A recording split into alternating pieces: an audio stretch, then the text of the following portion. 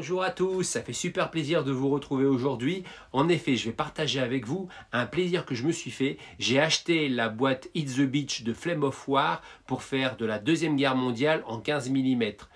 Bon, d'accord, vous allez me dire, ça fait 2 ou 3 ans que la boîte elle est sortie, mais j'ai commencé par Bolt Action en 28 mm et j'ai envie de me faire plein d'armées. Et peindre du 28 mm, c'est très long. Donc, j'ai décidé de me mettre au 15 mm et je vais partager ça avec vous. Et on commence par une première vidéo, un Open the Boîte sur la boîte Hit the Beach Flame of War. Allez, c'est parti!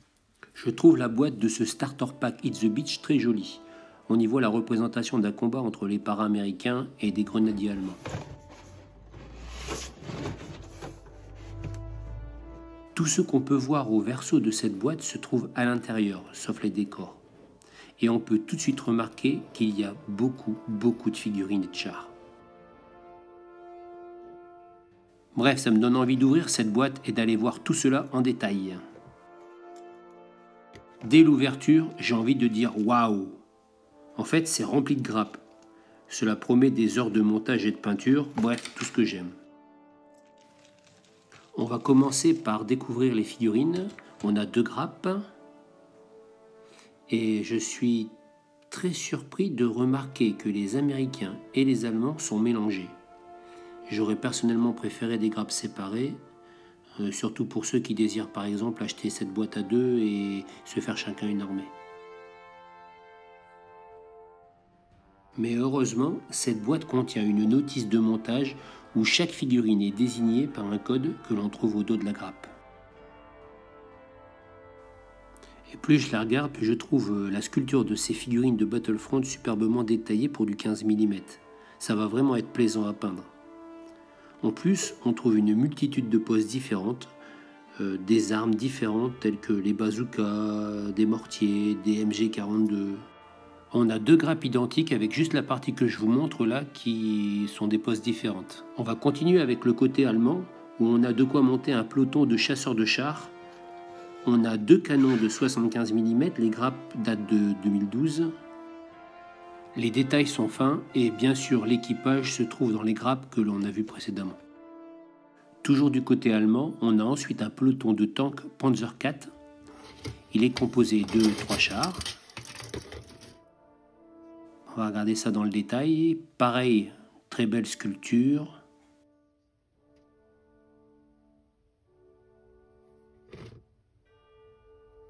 Il y a pas mal de pièces sur la grappe. Je pense vraiment que ce char va être agréable à monter. Et pour finir la partie allemande, on a un décor, un lanceur de missiles V1 avec sa rampe de lancement. Je trouve que c'est une bonne idée d'avoir ajouté ça dans la boîte. On passe à la partie américaine avec un peloton de chars M4 Sherman, canon 75 mm. Il y a 8 grappes identiques. La sculpture date de 2017, donc assez récent si on compare ça au canon qu'on a vu tout à l'heure.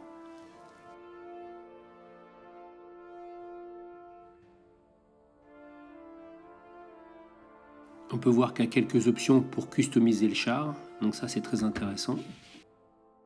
Dans cette boîte, on a aussi de quoi monter un petit peloton de chars M4 Sherman, mais cette fois-ci avec un canon de 76 mm.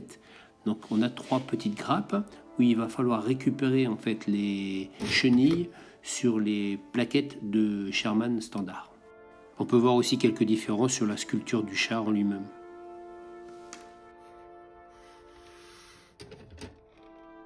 Un truc que j'aime beaucoup aussi, c'est une petite grappe d'équipage. Donc ça, c'est plutôt pas mal pour customiser nos chars. On trouve bien sûr tous les socles nécessaires pour monter toutes nos troupes, que ce soit les QG, les mortiers, des socles bien spécifiques à Flame of War.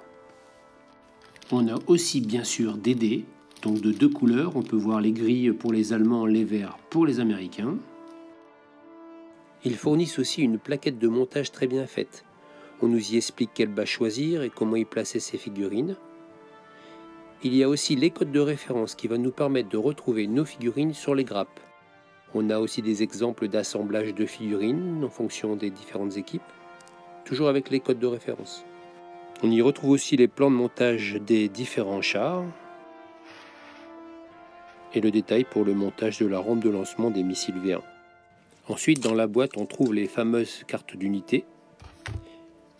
Il y a les cartes résumant les formations, ici les Allemands,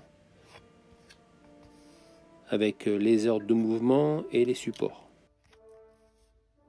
On a ensuite les cartes pour chaque peloton, avec une belle illustration.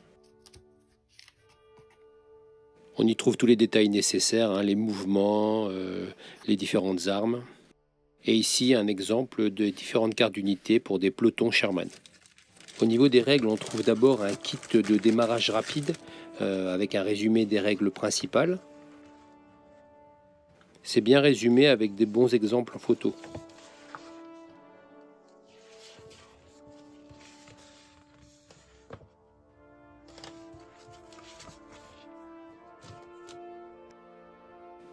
Et pour finir, le livre de règles, Flame of War V4 en format A5.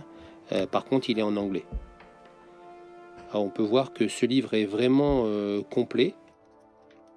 Il y a différents terrains d'opération qui sont expliqués pour donner un contexte historique, comme la guerre dans le désert ou le front de l'Est par exemple.